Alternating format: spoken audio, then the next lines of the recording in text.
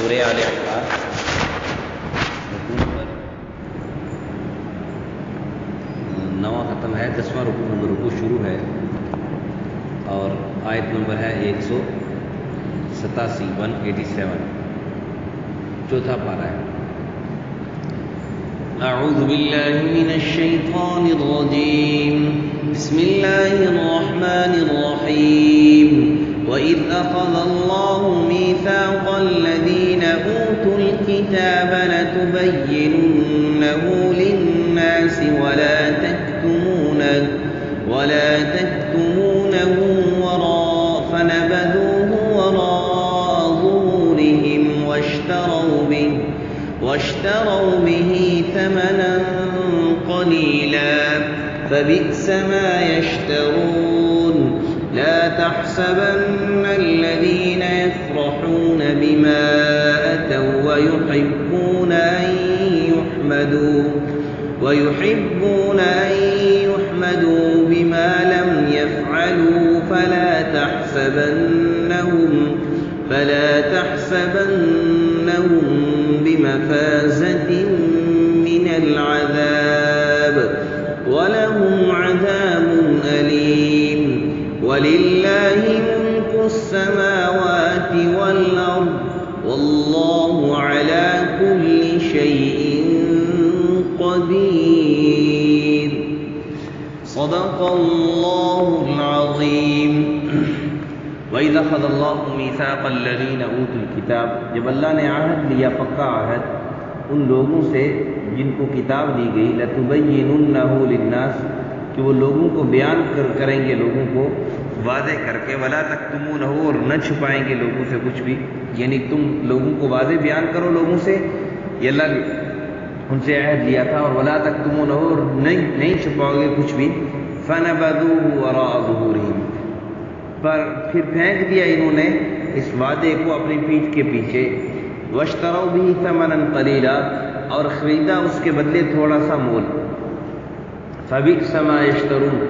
کتنا ہی برا ہے جو وہ خریدتے ہیں۔ لا تحسبن الذین یفرحون، آپ نہ سمجھیں ان لوگوں کو جو خوش ہوتے ہیں، بما اتوا، اپنے کیے پر، ویحبون، اور وہ اس بات کو چاہتے ہیں، اس بات سے کو پسند کرتے ہیں، ان یحمدوا، کہ ان کی تعریف کی جائے، بما لم یفعلوا، اس بات پر جو انہوں نے کی نہیں۔ فلا تحسبنہم، سو آپ مت سمجھیں ان کو، بمفازۃ من العذاب، کہ عذاب سے چھٹکارا پا جانے والے ہیں، وَلَهُمْ عَذَابٌ أَلِيمٌ، بلکہ وہ کے لیے تو دردناک عذاب ہے۔ وَلِلَّهِ مُلْكُ السَّمَاوَاتِ وَالْأَرْضِ، اور اللہ ہی کے لیے سلطنت ہے، بادشاہی ہے آسمان اور زمین کی، وَاللَّهُ عَلَى كُلِّ شَيْءٍ قَدِيرٌ، اور اللہ رب العزت ہر چیز پر قادر ہے۔ گزشتہ آیات مبارکہ میں اللہ تعالیٰ نے منافقین کی اس چال کو بیان فرمایا، اور پھر یہ فرمایا کہ دیکھو یہ جو منافقین ہیں، یہ تمہیں اگلے لوگوں کی جو باتیں ہیں، جو پہلے جو منافقین گزرے ہیں، جو تم سے پہلے امتیں گزری ہیں، ان کے متعلق جو ہے نا وہ تمہیں یعنی مثالیں دے دے کر، تمہیں ہیلے بہانے تراش کر تمہیں گمراہ کرنے کی کوشش کریں گے۔ اور پھر کہا کہ دیکھو مختلف قسم کے دین پر چلنے میں بہت ساری رکاوٹیں آپ پر آئیں گی۔ خلاصہ کلام کل کی سبق ہے یہ کہ دین کا کام کرنے میں، دین پر چلنے میں آپ پر مختلف قسم کی رکاوٹیں آئیں گی، اور مختلف قسم کے ہیلے بہانے تلاش کر تمہیں لوگ کہیں گے۔ مثال کے طور پر آپ کا والد بیمار ہے، اب نماز کا وقت ہو گیا، آپ نماز پڑھنے لگے، وہ دیکھو جس کو نماز کی پڑھی ہوئی ہے، جس کا والد بیمار ہے اور نماز کس کو پڑھی ہوئی ہے۔ یا مثال کے طور پر کوئی فوت ہو گیا تو آپ کہیں جی نماز کا وقت ہو گیا، اب نماز پڑھ لیتے ہیں، وہ دیکھو جی اس کو والدہ کا جنازہ پڑا ہوا ہے اور یہ نماز پڑھنے۔ مختلف قسم کی لوگ ہیلے بانے تراشیں گے، مختلف قسم کی باتیں لوگ کریں گے، اور بعض اوقات اپنوں کی شکل میں ہو سکتا ہے والد کہتے کہ بیٹا والدہ کا جنازہ پڑا ہوا ہے تو نماز پڑھنے، تجھے نماز کی پڑھی ہوئی ہے۔ بھائی ٹھیک ہے، والدہ کا جنازہ پڑا ہے، اللہ ان کی مغفرت کرے۔ والدہ تو بہت بڑی اللہ کی نعمت ہے، اس کی جدائی بھی بہت بڑا صدمہ ہے، اور یقیناً یہ اس بات کو وہی سمجھ سکتا ہے کہ جس کو یہ صدمہ نصیب ہوا ہو۔ اللہ سب کی والدین کو، خصوصاً والدہ اور والد دونوں کو اللہ لمبی زندگی عطا فرمائے اور ان کی صحت میں برکتیں عطا فرمائے، اور عافیت والی، ایمان والی، اعمال صالح والی زندگی عطا فرمائے۔ تو وہ والدہ کا صدمہ، وہ تو فوت ہو گئی، اب میرا یہاں پر کھڑا ہونا ان کو کسی کام کا نہیں ہے۔ ہاں میں جاؤں گا، جا کے نماز پڑھوں گا، ان کے لیے دعائیں مغفرت کروں گا، یہ ان کے کام آئے گی۔ تو خیر میں کر رہا تھا کہ دین پر چلنے میں بہت ساری چیزیں آپ کو آڑے آئیں گی، رکاوٹیں بنیں گی، اور بہت مختلف قسم کے ہیلے بہانے لوگ تراشیں گے۔ شادی کا موقع آیا، شادی کے موقع پر آپ دین سے جو ہے نا وہ دین کے مطابق، شریعت کے مطابق شادی کرنا چاہتے ہو، اپنی ماں آ کر کہے گی نہیں میں تو اپنے بیٹے کی دھوم دھام سے شادی کرنا چاہتی ہوں۔ یہی دھوم دھام سے شادی تو تم کر رہی ہو، لیکن اس دھوم دھام سے اس کو آگ میں جاتے ہوئے دیکھنا برداشت نہیں کر سکو گی۔ اور یہ باتوں میں بات آگے میں عرض کر دوں کہ یہ بات یاد رکھو، اللہ کی نافرمانی میں خیر کبھی نہیں مل سکتی۔ کوئی آدمی یہ کہے کہ میں اللہ کو ناراض کر کے میں خیر پالوں گا، خوشی پالوں گا، یہ بات نہیں۔ اور شادی پر جتنا زیادہ فضول خرچی ہوگی، اتنی زیادہ دونوں جوڑوں کی، دونوں خاندانوں کے آپس میں ان بن رہے گی ہمیشہ۔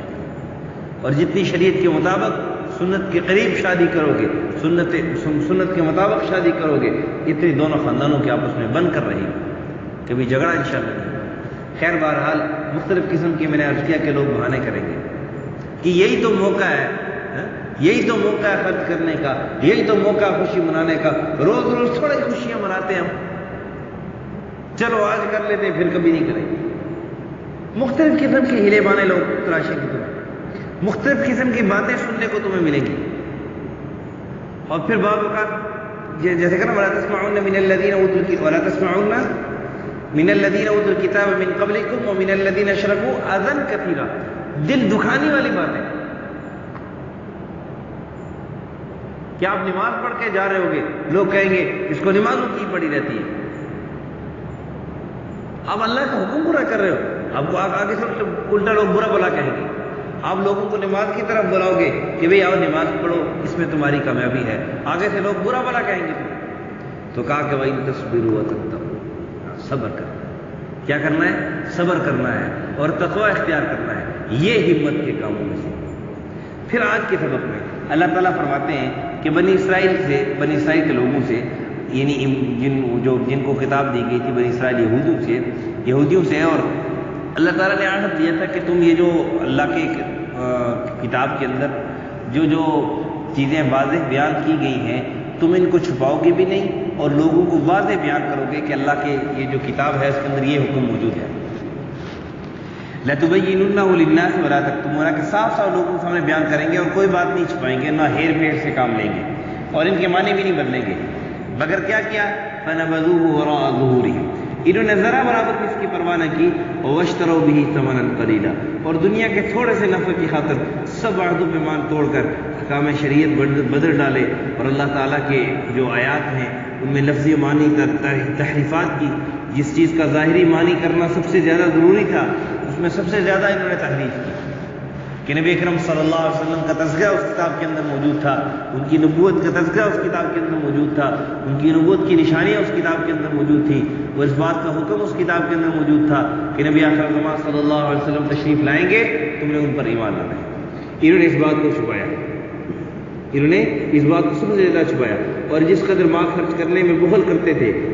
اور اس سے بڑھ کر علم خرچ کرنے میں کنجوسی دکھائی، کہ ان کو پتہ تھا کہ لوگ جو ان سے مسئلہ پوچھتے، جب یہ دیکھتے کہ یہ مسئلہ جو ہے نا ہم لوگوں کو بتلائیں گے تو اس میں ہماری بدنامی ہو جائے گی، کہ پہلے تم کسی کے لیے کوئی مسئلہ بتاتے ہو، کسی کے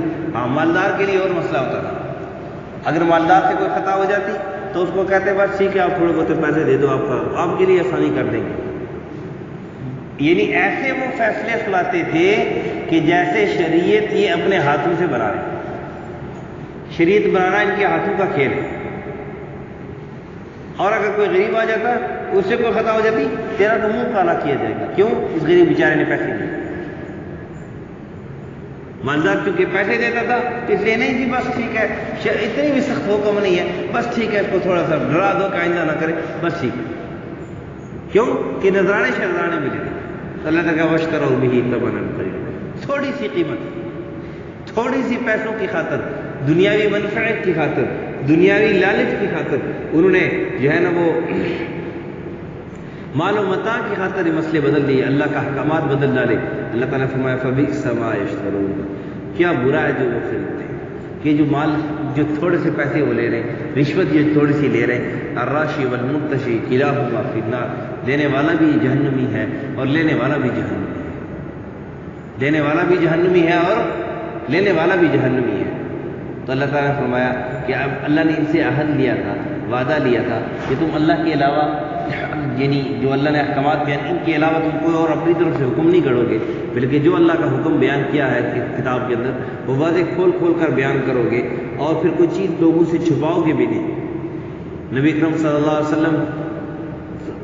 یعنی امتحان کے طور پر ان سے پوچھتے کہ ہاں تمہاری کتاب میں میرے متعلق یا تمہاری کتاب میں اس مسئلے کے متعلق کیا حکم ہے، تو وہ چھپا دیتے تھے، اور پھر اس بات کو خوشی بنایا کرتے تھے، کیا لا تحسبن الذین یفرحون بما اتوا ویحبون، یہود جو ہے نا مسئلے غلط بتاتے اور رشوتیں کھاتے اور پیغمبر علیہ الصلوۃ والسلام کی جو ہے نا صفات و بشارت کو جان بوجھ کر چھپاتے اور پھر خوش ہوتے تھے کہ دیکھو ہماری چالاکیوں کا کسی کو پتہ ہی نہیں، ہم نے چالاکی کی ہے کسی کو پتہ ہی نہیں چلا۔ یہ بات یاد رکھنا کہ یہودوں نے چالاکی کی اور چالاکی پر وہ خوش ہوتے تھے، اللہ کے عذاب کو مستحق دنیا اور آخرت کے اندر وہ ہے کہ وباء بغضب من اللہ، اللہ کے غضب کے اندر ہمیشہ رہے۔ اس لیے آدمی یہ کہے کہ میں نے چالاکی کر کے دوسرے کو دھوکہ دے دیا، چالاکی دکھا کے دوسرے کا مال میں نے لوٹ لیا، چالاکی دکھا کے دوسرے کو میں نے نیچا دکھلا دیا، چالاکی دکھا کے جو ہے نا دوسرے کو میں نے دوسرے کا حق مار لیا، یہ بات یاد رکھنا کہ دنیا کے اندر تو تمہاری یہ چالاکی شاید کارگر ثابت ہو جائے، لیکن آخرت کے اندر یہ چالاکی کارگر ثابت نہیں ہوگی۔ صاحب لا يتکلمون الا من اذن له الرحمن وقال صوابا، ایک بات تو یہ کہ کسی کو بولنے کی ہمت ہی نہیں ہوگی اللہ کے نام، لیکن جو بولے گا بھی اس کو اللہ کی اجازت سے بولے گا اور صاف صاف سچی بات کہے گا، یہ چالاکی دکھانے کی اس کو ضرورت نہیں ہوگی۔ تو یہ لا تحسبن الذین یفرحون، یہ لوگ خوش ہوتے تھے اور یہ چاہتے تھے کہ ہماری اس قوموں پہ تعریف کی جائے، لوگ کہیں کہ یہ بالکل برحق عالم ہے، جی حق پرست عالم ہے اور یہ جو بالکل ٹھیک بات کرتے ہیں، لہذا ان کی اتباع کی جائے۔ اور منافقین کا حال بھی ان کے مشابہ تھا کہ جب جہاد کا موقع آتا چھپ کر بیٹھے رہتے اور اپنی اس حرکت پر خوش ہوتے کہ دیکھو ہم نے کیسے جان بچا لیا، اور جب حضور صلی اللہ علیہ وسلم جہاد سے واپس تشریف لاتے تو غیر حاضری کے جھوٹے عذر پیش کر کے چاہتے کہ آپ صلی اللہ علیہ وسلم سے اپنی تعریف کروائیں، جھوٹے، جی ہم تو جانا چاہتے تھے لیکن بس یہ ہو گیا وہ ہو گیا، مختلف قسم کو تراش کے تاکہ نبی پاک صلی اللہ علیہ وسلم کو اپنی باتوں میں لا کے اپنی تعریف نبی پاک صلی اللہ علیہ وسلم کے منہ سے سننا چاہتے ہیں۔ ایک بات اسی یعنی ضمن میں مسلمانوں کو بھی تنبیہ ہے، آج مسلمان کے اندر بھی حب جا جو ہے نا وہ ایک تعریف کی جو طلب ہے یہ موجود ہے کہ بندہ کہے کہ میں نے کچھ کیا بھی نہ ہو اور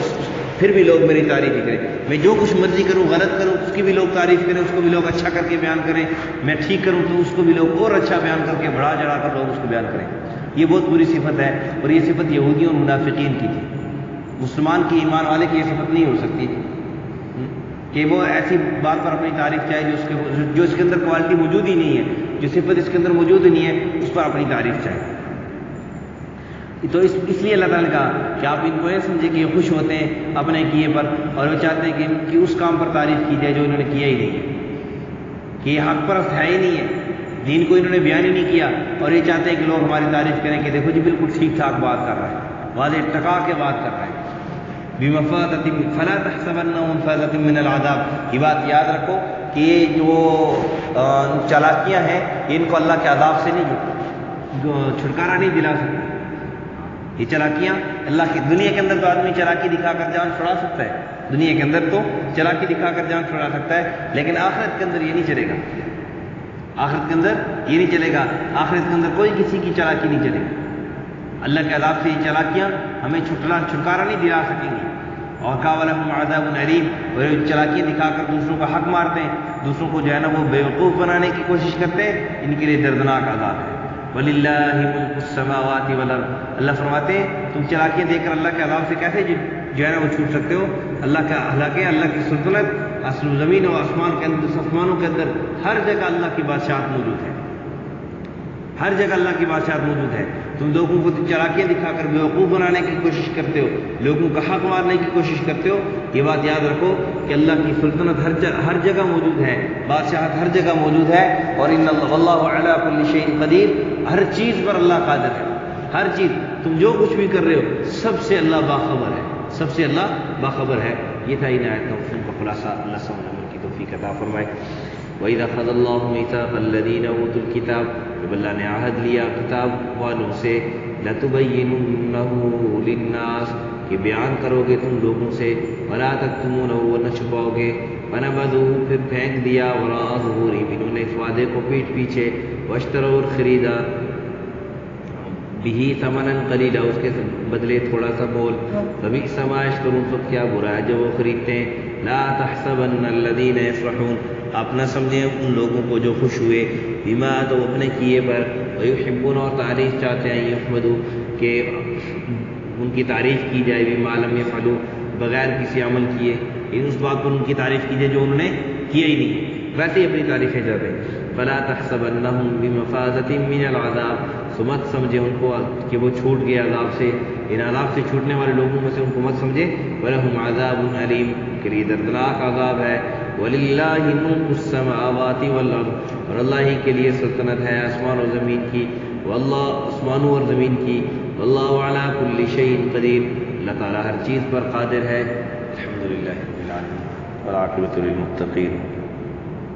والصلاة والسلام على أشرف الأنبياء والمرسلين وعلى الملائكة المقربين وعلى عباد الله الصالحين. يا رب لك الحمد كما ينبغي لجلال وجهك وعظيم سلطانك. اللهم احفظنا من كل بلاء الدنيا وعذاب الآخرة. اللهم إنا نجعلك في نحورهم ونعوذ بك من شرورهم. وصلى الله على النبي الأمي وعلى آله وصحبه.